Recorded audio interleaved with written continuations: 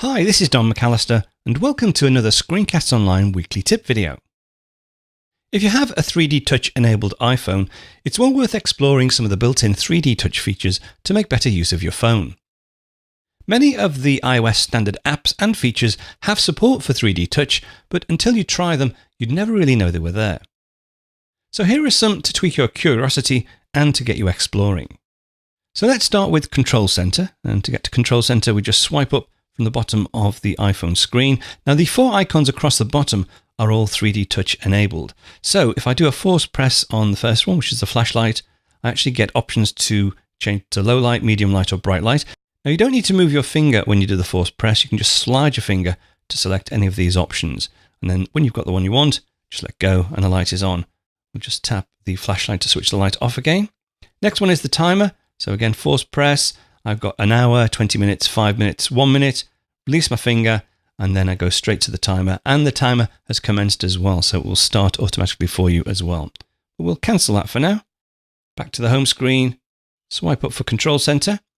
Now the calculator is interesting. You can actually save, or it will save, your last result in the calculator. So if I just force press, you see my last result was 7383, so I can copy that to the clipboard. But interestingly, if I go into the calculator, let's create another entry. Okay, so 41,310. So if I wanted to, well, not worry about that for now, but say go to Notes, say I want to select some text. So I'm just doing general things with the clipboard. Say select all, and we'll copy. Right, so that text is now in my clipboard. But now I want to do something that includes using the result of my last calculation. Well, I can use 3D Touch to get access to that result. If I just force press on here, I can see that last result from here, 41,310. That's now in the clipboard for me to use. Okay, let's come out of there. And finally, in the Control Center, I've got access to my camera. So I can force press, I can take a photo, record slow-mo, record video, or take a selfie. But I won't actually do that for now. So we'll tap away and we'll swipe down. Now 3D Touch is great on your Settings app, especially if you're traveling. If I'm traveling and I want to make sure I retain my battery or keep as much battery as possible, I sometimes want to go into low power mode.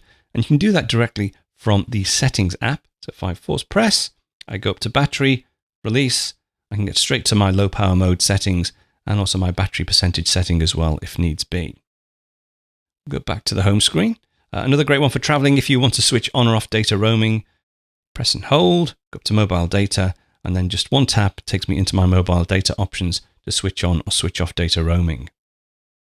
Now another option is to go to Wi-Fi. So if I want to select another Wi-Fi network, I can do, or if I want to disable my Wi-Fi settings, I can do that from here. And also Bluetooth. So enable or disable Bluetooth, or I can pair another Bluetooth device with my iPhone directly from the Settings app. Now finally for this tip, messages. If you use messages a lot, 3D Touch can be a great boon. For instance, if I tap and hold, do a force press, I can send a new message from here, or I can see a list of my most recent contacts. So if I'm in conversation with my most recent contacts, I can actually just select those, release, and that takes me directly to the message. So that's just some of the 3D Touch options available to you on 3D Touch enabled iPhones.